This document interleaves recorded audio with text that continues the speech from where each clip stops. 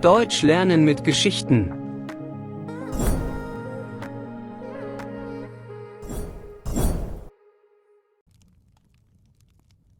Cinderella.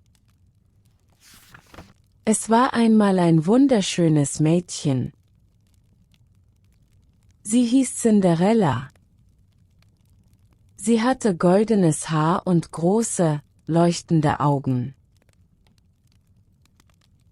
Ihre Mutter war sehr lieb, aber sie starb, als Cinderella noch ein kleines Kind war. Ihr Vater heiratete nach einiger Zeit eine andere Frau. Diese Frau war stolz und gemein. Sie hatte 2 Töchter, die ebenso stolz und gemein waren. Cinderella liebte ihren Vater, doch bald wurde er krank und starb. Nun war Cinderella allein mit ihrer Stiefmutter und den Stiefschwestern. Sie behandelten sie wie eine Dienerin. Jeden Tag musste Cinderella das Haus putzen, das Feuer machen, Wasser holen und das Essen kochen. Ihre Stiefschwestern nahmen ihr schöne Kleider weg, so dass sie nur alte, zerrissene Kleider trug.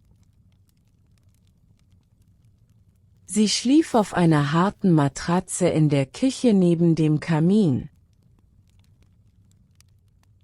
Trotz dieser harten Arbeit blieb Cinderella freundlich und gutherzig. Sie liebte Tiere und sprach oft mit den Vögeln im Garten. Eines Tages kam eine Einladung vom König. Der Prinz suchte eine Braut, und er veranstaltete einen großen Ball im Schloss.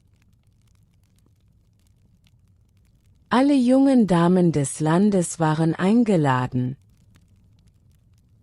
Die Stiefmutter freute sich sehr. »Meine Töchter werden die schönsten sein«, sagte sie. Sie ließ für ihre Töchter prächtige Kleider machen. Cinderella fragte leise, »Darf ich auch mitgehen?« Die Stiefmutter lachte und sagte, »Du hast keine schönen Kleider und keine passenden Schuhe. Du bleibst hier und machst sauber.«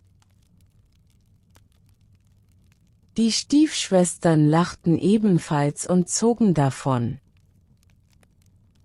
Cinderella war sehr traurig. Sie ging in den Garten und weinte. Plötzlich erschien eine gute Fee. »Warum weinst du, mein Kind?« fragte sie. »Ich möchte so gern zum Ball gehen, aber ich habe keine schönen Kleider und keine Kutsche«, sagte Cinderella. Die Fee lächelte. »Ich helfe dir.« Sie berührte mit ihrem Zauberstab einen Kürbis, und er verwandelte sich in eine goldene Kutsche. Dann verwandelte sie 6 Mäuse in schöne Pferde und eine Ratte in einen Kutscher. »Nun zu dir«, sagte sie. Sie berührte Cinderella mit ihrem Zauberstab. Und plötzlich trug Cinderella ein wunderschönes Kleid aus Seide und funkelnde Schuhe aus Glas. »Aber denk daran«, sagte die Fee, »der Zauber endet um Mitternacht. Sei pünktlich zurück.« Cinderella fuhr mit der Kutsche zum Schloss. Als sie eintrat, verstummten alle. Sie war die schönste Dame auf dem Ball.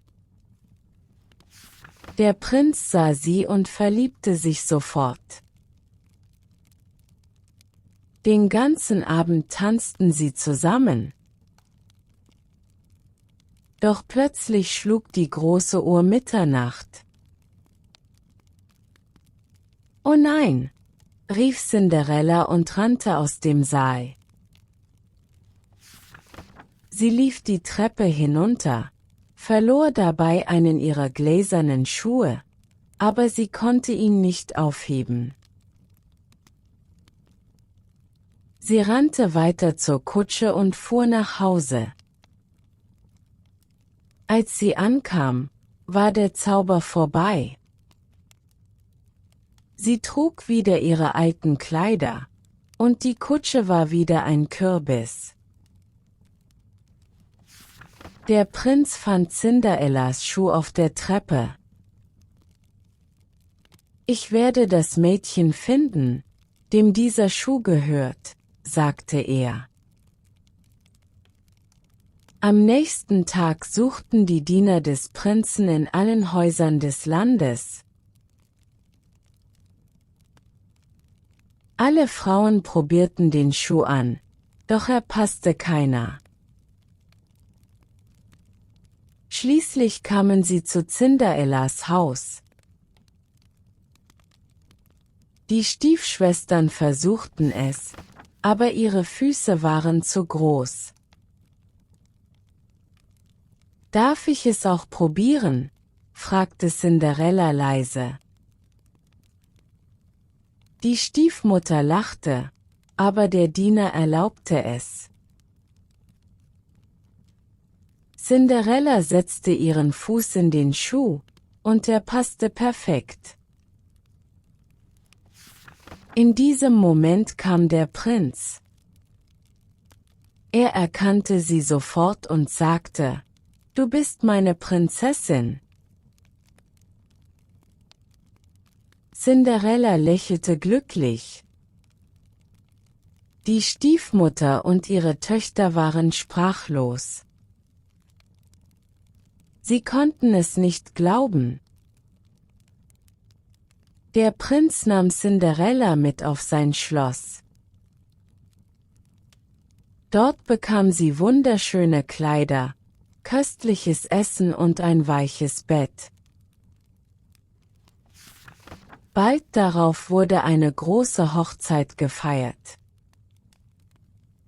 Das ganze Königreich freute sich über die neue Prinzessin. Die Menschen sangen und tanzten auf den Straßen, und das Schloss war voller Licht und Blumen. Die böse Stiefmutter und die Stiefschwestern mussten in ihr altes Haus zurückkehren. Niemand half ihnen mehr, und sie mussten nun selbst arbeiten. Ihre Arroganz brachte ihnen nichts mehr ein. Cinderella aber lebte glücklich und zufrieden mit dem Prinzen bis ans Ende ihrer Tage. Wenn es Ihnen gefallen hat, vergessen Sie bitte nicht zu liken, zu teilen, einen Kommentar zu hinterlassen und den Kanal zu abonnieren. Auf Wiedersehen!